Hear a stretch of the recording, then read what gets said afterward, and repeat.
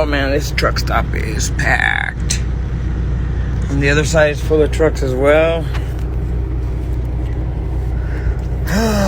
It's gonna be a clusterfuck getting out of here in the morning. Because you can't even try to get out tonight because they got the driveway, the one you pull into the pumps. They already filled up that whole thing right there. Now to fuel, you gotta go into where you fuel, where the exit is. You have to enter there and then exit there at the same time. Yeah, it's a cluster mess. And this shit's coming down like thick.